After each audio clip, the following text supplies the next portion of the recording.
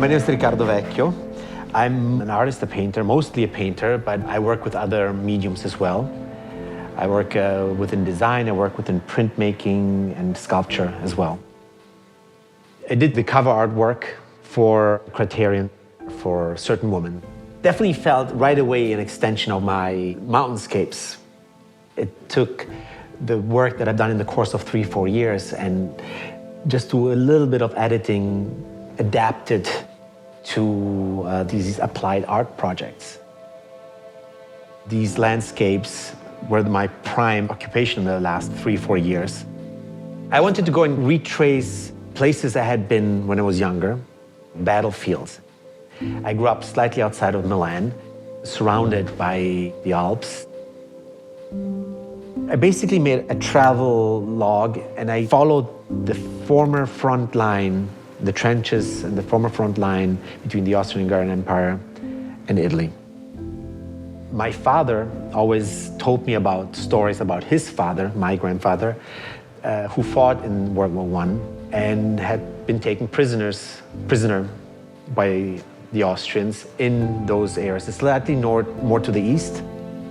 That's why the story behind that landscape was always more multifaceted. It was never only like a recreational vacation environment.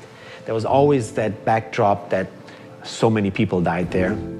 You're walking on graveyards because it was a mine war, so they would dig into the mountain and fill chambers with dynamite and blow up entire mountain peaks. This is how it looks today, and I assume there must have been a mountain range going up like this. So this entire part of the mountain imploded after the mine. 50,000 tons of TNT detonated. When I saw Certain Woman, right away, what appealed to me is the slower pace of the movie. And maybe there's an affinity with the slow pace of painting. And sometimes, paintings take a long time to give you some satisfaction, or at least for me.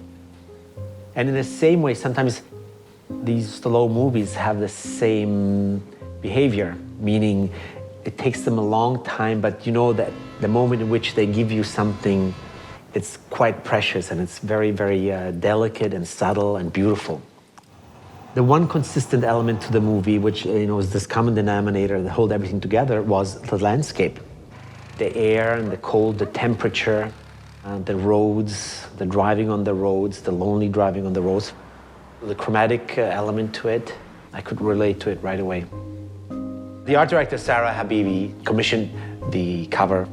After the first round of sketches, she did suggest that moment in which she falls asleep at the wheel. It's the contrast a little bit between, there is that beautiful landscapes and you don't have like overdone makeup and actors kind of embellishing the beauty of the landscapes. No, it's this very humble character with this humble truck on this humble road that falls asleep on the wheel, drives off slightly into the cornfield and stops, so it's this slow addition of small moments that none of them really scream or try to be overly exuberant.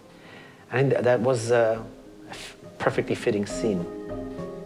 What I do enjoy is the dialogue with the movie. It's nice to be a part of something, so I'm not doing the painting for myself. I'm doing it also to honor the director and what she did with the material, so it's a kind of a dialogue and a response.